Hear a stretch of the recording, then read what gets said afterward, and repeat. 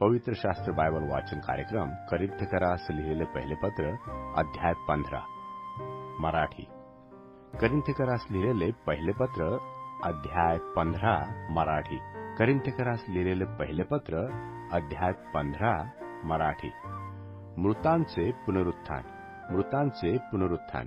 बंधुजन हो, जी सुवार्ता मी तुम्हा सांगितली, जिचा तुम्ही स्वीकार केला, जिच्यात तुम्ही स्थिरही राहत आहात, जिच्याद्वारे तुम्हाला तारण मिळाले आहे, तीच सुवार्ता मी तुम्हास कळवितो। ज्या वचनाने तुम्हास ही सुवार्ता सांगितली, त्या वचनानुसार ती तुम्ही दृढ धरली असेल। नसल्यास तुमचा विश्वास व्यर्थ आहे। मला जे सांगण्यात आलं ते मी तुम्हास सांगून दिले। त्यापैकी मुख्य हे की धर्मशास्त्राप्रमाणे ख्रिस्त तुमच्या आमच्या पापाबद्दल मरण पावला, तो पुरला गेला। धर्मशास्त्राप्रमाणे तिसऱ्या दिवशी उठविला गेला आणि तो केफाला, मग 12 जणाला दिसला। त्यानंतर तो एकदम 500 पेक्षा अधिक बंधूंना दिसला। त्यातील बहुतेक आजपर्यंत हयात आहेत आणि कित्येकांनी महानिद्रा घेतली आहे। त्यानंतर तो याकोबाला, मग सर्व प्रेषितांना दिसला आणि जणू काय अकाळी जन्मलेल्या जो मी, त्या मलाही सर्वांच्या शेवटी दिसला। कारण प्रेषितात मी कनिष्ठ आहे। मी प्रेषित म्हणावयास योग्य नाही, कारण मी परमेश्वराच्या मंडळीचा छळ केला। तरी जो काही मी आहे तो परमेश्वराच्या कृपेने आहे, आणि मजवर त्याची जी कृपा ती व्यर्थ झाली नाही। कारण त्या सर्वापेक्षा मी अतिशय श्रम केले।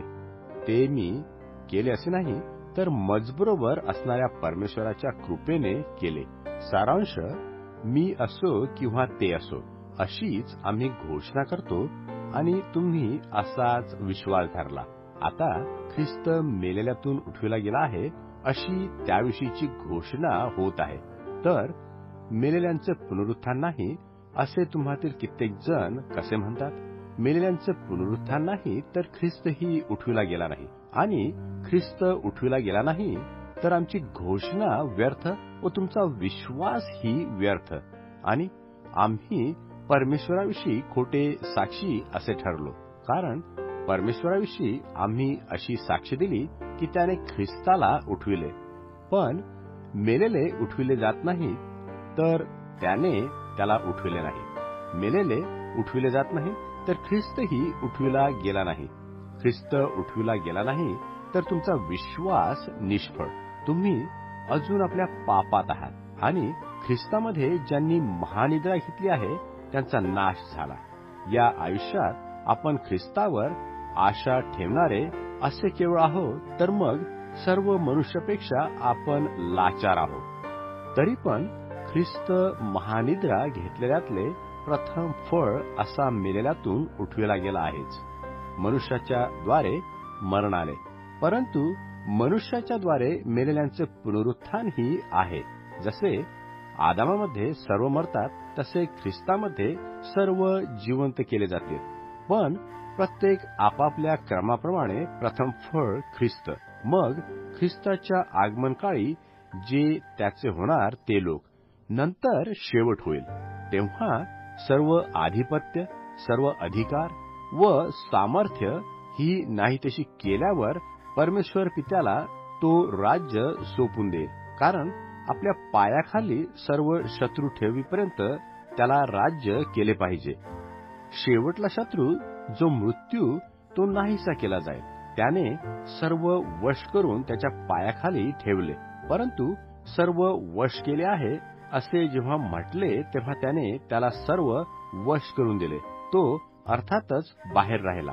त्याला सर्व काही वश झाले असे जेव्हा होईल, तेव्हा ज्याने त्याला सर्व वश करून दिले त्याला पुत्रही स्वतः वश होईल, यासाठी की परमेश्वराने सर्वात सर्व असे व्हावे। असे नसल्यास मेलेल्याबद्दल जे बाप्तिस्मा घेतात ते काय करतील? जर मेलेले मुळीच उठविले जात नाहीत, तर त्यांच्याबद्दल ते बाप्तिस्मा का घेतात? आम्हीही घडोघडी प्राणसंकटात का पडतो?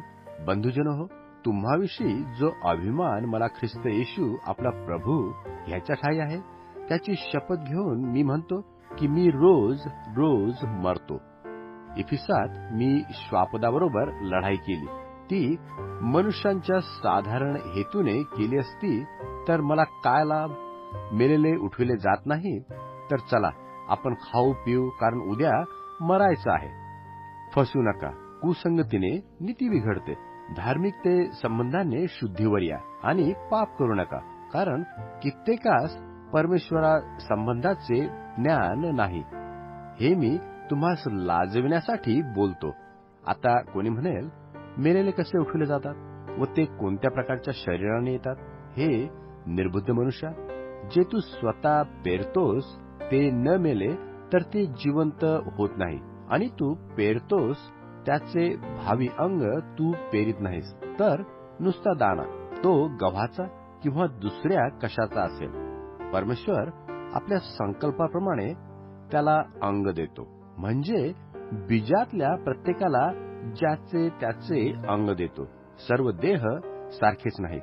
तर मनुष्याचा देह हा एक प्रकार, पक्ष्यांचा देह हा एक प्रकार व माशांचा देह हा एक प्रकार. तशीच स्वर्गीय शरीरे व पार्थिव शरीरे आहेत, पण स्वर्गीयाचे तेज एक आणि पार्थिवाचे एक. सूर्याचे तेज वेगळे, चंद्राचे तेज वेगळे, ताऱ्यांचे तेज वेगळे. ताऱ्यात त्यांच्या तेजात भेद आहे. तसे मेलेल्यांचे पुनरुत्थान आहे.